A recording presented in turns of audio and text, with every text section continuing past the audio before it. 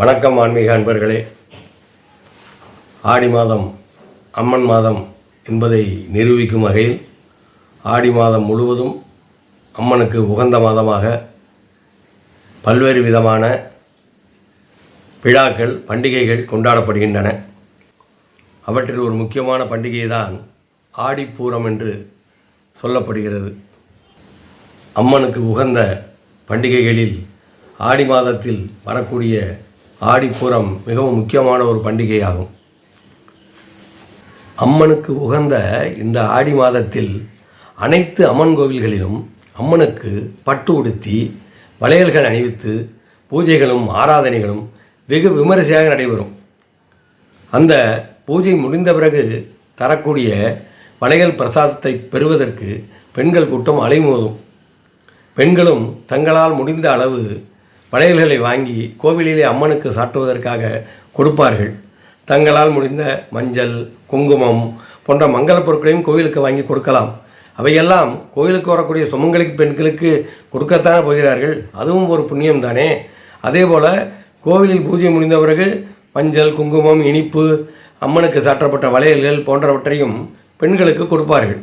இதற்கு காரணம் என்ன? ஆடிப்பூரத்தன்று மட்டும் எதற்காக வளையல் சாற்றுகிறார்கள்? அதை விவரமாக பிறகு பார்ப்போம். அது மட்டுமல்ல, திருச்சியிலே வளைகாப்பு அம்மன் என்ற பெயரிலேயே ஒரு அம்மன் கோவில் இருக்கிறது. அந்த அம்மனுக்கு இந்த ஆடிப்பூர திருநாள் என்று 7ஆம் மாதத்தில் ஒரு கர்ப்பிணி பெண்ணுக்கு எப்படி சடங்குகள் செய்வார்களோ அதே போல எல்லாவற்றையும் செய்து வளையல் அணிவித்து பட்டுப்புடவை சாட்டி தீபாராதனைகளும் பூஜைகளும் வெகு விமரிசையாக நடைபெறும். ஏராளமான பெண்கள் வந்து கலந்து கொள்வார்கள்.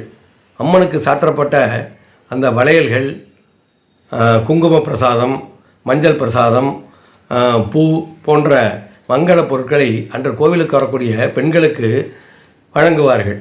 பெண்களும் அதை மிகவும் ஆசையோடு நம்பிக்கையோடு வாங்கி செல்வார்கள். ஏனென்றால் அம்மனை இந்த ஆடிப்பூர திருநாளன்று நிம்மதியாக சந்தோஷமாக மனப்பூர்வமாக வழிபட்டால் அவர்கள் வேண்டியதெல்லாம் நடக்கும், கேட்டதெல்லாம் கிடைக்கும் என்பது ஒரு நம்பிக்கை. திருமணம் ஆகாதவர்களுக்கு திருமணமாகும், திருமணமாகி குழந்தை பாக்கியம் கிடைக்காதவர்களுக்கு குழந்தை பாக்கியம் கிடைக்கும். கணவன் மனைவி ஒற்றுமை பலப்படும். சில பேர் கணவன் மனைவிக்குள்ளே சரியான ஒரு புரிதல் இருக்காது. அவர்கள் இங்கே வந்து ஆடிப்புறத்தன்று அம்மனிடம் வேண்டிக் கொண்டால் நிச்சயமாக அம்பாள் கருணையால் அவர்களுக்குள் ஒரு அந்யோன்யம் மிகுந்து வரும். சண்டை சச்சரவின்றி அந்த ஆணும் பெண்ணும் கணவனும் மனைவியும் வாழ இயலும். இதற்காக எல்லா பெண்களும் கோவிலுக்கு வந்து தங்களுடைய வேண்டுதல்களை வேண்டிக் கொள்வார்கள். தங்களால் இயன்ற வளையலை கோவிலுக்கு சென்று அம்மனுக்கு சாற்றுவதற்கு வாங்கி கொடுப்பார்கள். இது எல்லாமே காலகாலமாக நம்முடைய தமிழ் சமுதாயத்திலே வரக்கூடிய நம்பிக்கை அல்லவா? அதுவும் இந்த ஆடிப்பூரம் என்பது மிக மிக முக்கியமான அம்மனுக்கு உகந்த ஒரு பண்டிகையாக கருதப்படுகிறது. அதனால் எல்லா பெண்களும் கோவிலுக்கு செல்வார்கள், வளையல் வாங்கி கொடுப்பார்கள், வேண்டுதலை வேண்டிக் கொள்வார்கள். நிச்சயமாக அவையெல்லாம் நடக்கும். அடுத்தாற்போல் இந்த ஆடிப்பூர நன்னாளில் வளைகாப்பு அம்மனுக்கு வளையல் ஏன் சாத்துகிறார்கள் அதை பற்றி சொல்கிறேன் என்று சொன்னேன் அல்லவா? அதற்கு ஒரு கதை உண்டு. ஒரு சிவன் பார்வதி இருக்கக்கூடிய ஒரு பெரிய கோவிலிலே, சிவன் கோவிலிலே திருவிழா நடைபெற்றது. அந்த திருவிழாவுக்கு ஏராளமான மக்கள் கலந்து கொண்டார்கள். விழா முடிந்ததும் அனைவரும் வீட்டுக்கு கிளம்பி விட்டார்கள். ஒரே ஒரு கர்ப்பிணி பெண் மட்டும் அங்கே தனியாக இருந்தாள். அவளுக்கு திடீரென பிரசவ வலி வந்துவிட்டது. துணைக்கு யாரும் இல்லை. அந்த கோவிலிலே உள்ள பார்வதி அம்மனை அவள் மனதார பிரார்த்தித்து கொண்டாள். அம்மா தாயே, எனக்கு யாரும் துணைக்கு இல்லை, பிரசவ வலி வந்துடுத்து, நீங்கள் தான் என்னை காப்பாற்றி என் குழந்தைய நல்லபடியாக பெற்றெடுக்க ஆசீர்வாதம் பண்ணணும், கூட இருந்து உதவி பண்ணணும் என்று அந்த பெண், கர்ப்பிணி பெண் அம்மனை, தாயை வேண்டிக் கொண்டாள். அவள் எண்ணியபடியே பார்வதி ஒரு மருத்துவச்சியாக வந்து மருத்துவம் பார்த்து குழந்தையும் நல்லபடியாக பிறந்தது. அந்த பெண்ணுக்கு தெரிந்துவிட்டது, தனக்கு மருத்துவம் பார்த்தது வேறு யாருமல்ல, உலகை காக்கும் அன்னையான பார்வதி தேவி தான் தனக்கு வந்து பிரசவம் பார்த்தாள் என்று அந்த பெண் தெரிந்து கொண்டாள். அதனால் அவள் பார்வதி தேவியிடம் கேட்டுக்கொண்டாள், அம்மா, எனக்கு வந்து பிரசவம் பார்த்து என் குழந்தைய காப்பாற்றி என் கையில் கொடுத்துருக்க. இந்த நல்ல நாளில் கோவிலுக்கு பெண்கள்லாம் வந்து வளையலை உனக்கு அனுபவித்து உன்னை பிரார்த்தனை பண்ணிக்கிட்டா அவங்க வாழ்க்கையில் எந்த குறையும் இல்லாமல் நல்லபடியாக இருக்கணும், அவங்க கேட்டதெல்லாம் கிடைக்கணும், வேண்டியதெல்லாம் நடக்கணும். அதுக்கு நீதாம்மா அருள் புரியணும்னு கேட்டுக்கிட்டாங்க. அதனால தான் இந்த வளைகாப்பு விழா மிக சிறப்பாக நடக்கிறது. அப்படி அந்த பெண் கேட்ட அந்த நாள் தான் இந்த ஆடிப்பூர நன்னாள். இதனால் தான் ஆடிப்பூர நன்னாளில் பெண்கள் அம்மனுக்கு வளையல் சாத்தி வேண்டிக் கொண்டால் கேட்டதெல்லாம் கிடைக்கும், நினைத்ததெல்லாம் நடக்கும் என்று ஒரு நம்பிக்கை இருக்கிறது. அது அப்படியே பாரம்பரியமாக நடந்து வருகிறது. வரும் ஆகஸ்ட் 7ஆம் தேதி புதன்கிழமை தான் ஆடிப்பூர நன்னாள். அன்று மறந்து விடாமல் கோயிலுக்கு பெண்கள் செல்ல வேண்டும். வளையல் வாங்கி கொடுக்கலாம், குங்குமம் மஞ்சள் போன்ற மங்கள பொருட்களை வாங்கி கொடுக்கலாம், மனதார பிரார்த்தனை செய்து கொள்ளலாம். நீங்கள் கேட்டதை வேண்டியதை அந்த அம்மன் உங்களுக்கு அருள்வாள். அதனால் மறந்து விடாமல் செய்யுங்கள். ஆடிப்பூர நன்னாளில் பூரம் நட்சத்திரம் எவ்வளவு நேரம் இருக்கிறது, இந்த நேரத்திலே பூஜை செய்ய வேண்டும், எந்த நேரத்தில் செய்தால் நல்லது, வழிபாடு செய்யக்கூடிய முறை என்ன போன்றவற்றை சொல்லுகிறேன், கேட்டுக்கொள்ளுங்கள். ஆடிப்பூரம் 2024 6/8/2024 மாலை 6:42 மணி முதல் 7/8/2024 இரவு 9:03 மணி வரை பூரம் நட்சத்திரம் இருக்கிறது. அம்மனை வழிபடும் நாள் மற்றும் நேரம் 7/8/2024 காலை 6 மணி முதல் 7:15 மணி வரையும் மற்றும் காலை 9:05 மணி முதல் 10:20 மணி வரையும் அம்மனுக்கு பூஜை செய்ய சிறந்த நேரம். அம்மனுக்கு எப்பொழுது பூஜை செய்ய வேண்டும், பூர நட்சத்திரம் எவ்வளவு நேரம் இருக்கிறது, எல்லாத்தையும் பார்த்து விட்டீர்களா? அடுத்தாப்புல எப்படி வழிபாடு பண்ணணும். வீட்டில் பெண்கள் ரொம்ப எளிமையாக இந்த வழிபாட்டை பண்ணலாம். ஏன்னா இந்த உலகை ஆளும் அன்னை நம்ம எல்லாருக்குமே அம்மா மாதிரி தானே.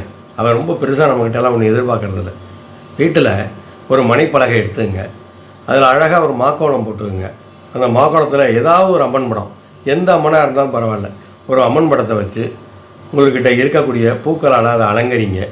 குங்குமம், சந்தனம், மஞ்சள் இதெல்லாம் அம்மனுக்கு வச்சு விடுங்க. வளையல் வாங்கி வச்சுருப்பீங்க இல்லையா, அந்த வளையலை ஒரு மாலையாக கட்டி அதுக்கு போடுங்க. போட்டுட்டு சின்னதாக ஒரு நெய்வேத்தியம் பண்ணிங்க. சக்கரை பொங்கல் இருந்தால் கூட போதும். இல்லை வர்க்கானங்கள் வேறு ஏதாவது தேங்காய் சாதம், புளியஞ்சாதம், தயிர் சாதம் இதெல்லாம் பண்ண முடிஞ்சுன்னா முடிவு பண்ணுங்கள். ஒரு வடை அதிரசம் முடிஞ்சால் பண்ணி வைக்கலாம். இல்லை வெறும் சக்கரை பொங்கல் கூட பண்ணி வைக்கலாம். அம்பாள் நம்மகிட்ட பெருசாக எதையும் எதிர்பார்க்கறது இல்லை. நம்மளுடைய அன்பை, நம்மளுடைய பக்தியை தான் அவள் பெருசாக பார்க்குறாங்க தவிர நம்ம என்னென்ன பண்ணி வைக்கிறோன்னு அம்பாள் எதிர்பார்க்கறதில்ல.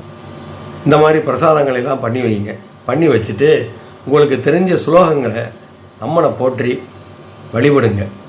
108 அம்பாள் போற்றி சொல்லலாம், இல்லைன்னா அபிராமி அந்தாதி சொல்லலாம்.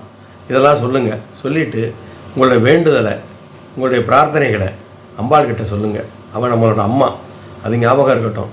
மனமாற உருகி பிரார்த்தனை பண்ணால் நிச்சயமாக அதுக்கு அவள் செவி சாய்ப்பாள். அம்மன் நம்மளுடைய குறைகளை மனசார சந்தோஷமாக ஏற்றுக்குவாள். நம்ம கேட்குற வேண்டுதல்களை, பிரார்த்தனைகளை செவிமடுத்து அதை நிறைவேற்றி வைப்பாள் அந்த தாய். அதனால் நீங்கள் உங்கள் பிரார்த்தனைகளை அவகிட்ட சொல்லலாம். திருமணம் நடக்காத பெண்கள், அம்மா எனக்கு சீக்கிரமாக கல்யாணம் நடக்கணும், நல்லபடியாக ஒரு கணவர் அமையணும் அப்படின்னு கேட்டுக்கலாம். குழந்தை இல்லாதவங்க குழந்தை பாக்கியத்தை சீக்கிரமாக கொடுத்தாயே அப்படின்னு கேட்டுக்கலாம். கணவன் மனைவி பிரிஞ்சு இருந்தாங்கன்னா எங்களை சீக்கிரமாக சேர்த்து வைமா தாயே அப்படின்னு சொல்லலாம். தொழிலில் ஒரு பிரச்சனை இருக்கா, அதையும் கேட்டுக்கலாம். எங்கள் தொழிலில் உள்ள பிரச்சனையெல்லாம் நீங்கி நல்லபடியாக வியாபாரம் செழிக்கணும், நல்லபடியாக பணங்காசு வரணும்னு கேட்டுக்கலாம். எதாக இருந்தாலும் அந்த அம்மன் நமக்கு அருள் செய்வாங்கிறது உண்மை. அதனால் உங்கள் வழிபாட்டை சிறப்பாக பண்ணுங்கள். இந்த ஆடிப்பூரம் உங்களுடைய வாழ்க்கையை மாற்றக்கூடிய ஒரு நல்ல நேரமாக இருக்கும். நல்ல வாழ்க்கை உங்களுக்கு இனிமேல் ஆரம்பமாகும்.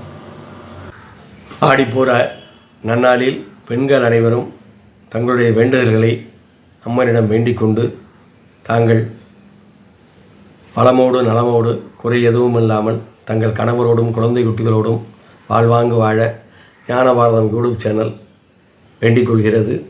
என் அப்பன் முருகனும் அகத்திய பெருமானும் காஞ்சிமா முனிவரும் அதற்கு அருள் செய்வார்கள். அது மட்டுமல்ல, மறந்து விடாமல் ஞானபாரதம் யூடியூப் சேனலை சப்ஸ்கிரைப் செய்யுங்கள். அப்பொழுதுதான் இதை போன்ற பயனுள்ள ஆன்மீக பதிவுகள் உங்களை தேடி வந்து சேரும். மறந்து விடாதீர்கள்.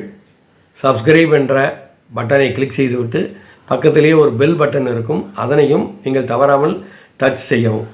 நீங்கள் ஒரு சந்தாதாரர் ஆகிவிடுவீர்கள். ஞான பாரதம் யூடியூப் சேனலுக்கு.